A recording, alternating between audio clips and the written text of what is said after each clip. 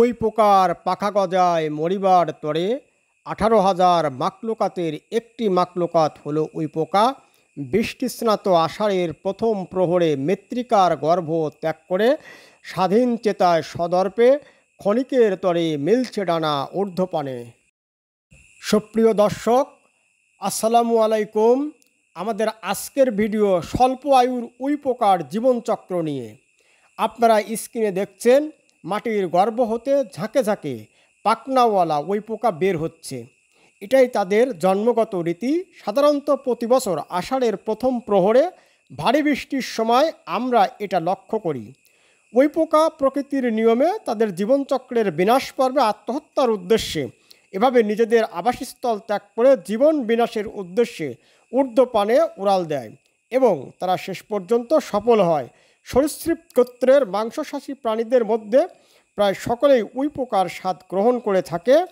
এছাড়াও সর্বভুক শ্রেণীর মানুষ উই পোকার স্বাদ নিয়ে থাকে। আপনারা লক্ষ্য করছেন ঝাঁকে ঝাঁকে উই পোকা মাটির গর্ভ থেকে বের হয়ে আকাশের দিকে উড়ে যাচ্ছে।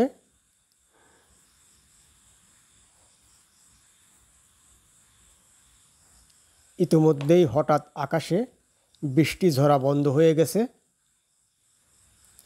দর্শক, একটু লক্ষ্য করে দেখুন, পাখনাওয়ালা ওই পোকাগুলো কিছুটা বের হওয়ার চেষ্টা করলেও অপাখনাওয়ালা ওই পোকাগুলো বের হতে দিচ্ছে না।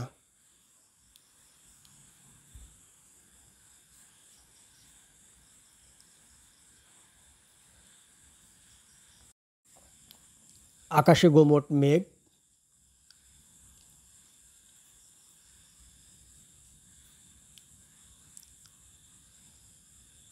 দেখুন, একটু খেয়াল করুন, বৃষ্টির ছিটে ফোঁটা নেই কোথাও।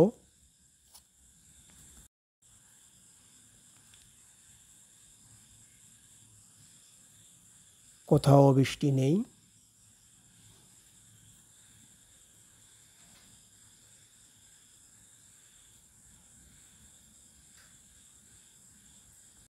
দেখুন দর্শক, বৃষ্টি বন্ধ হওয়ার পরই পাখনাওয়ালা ওই পোকাগুলো মাটির গর্ভে লুকিয়ে গেল। গর্তের মুখে অপাখনাওয়ালা ওই পোকাগুলো পাহারা দিচ্ছে।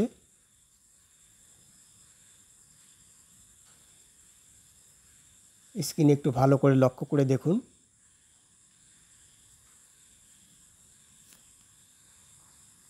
দর্শক, চলুন দেখি উড়ে যাওয়া ওই পোকাগুলো কি করছে।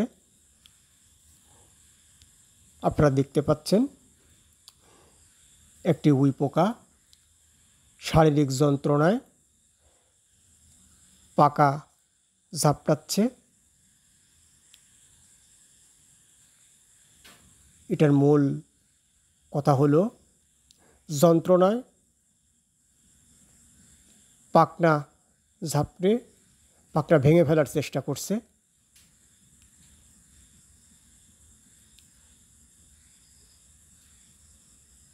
প্রায় ঘন্টাখানেক চেষ্টা চলতেই থাকবে।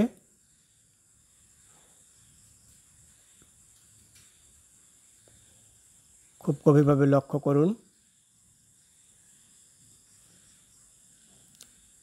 ঝাপটাতে ঝাপটাতে একসময় পাখনা নিচ থেকেই ভেঙে পড়বে। দেখুন, ইতিমধ্যেই মাটিতে পড়ে গেছে। দেখুন, পাখনা ভেঙে যাবার পর কিভাবে ওই পোকা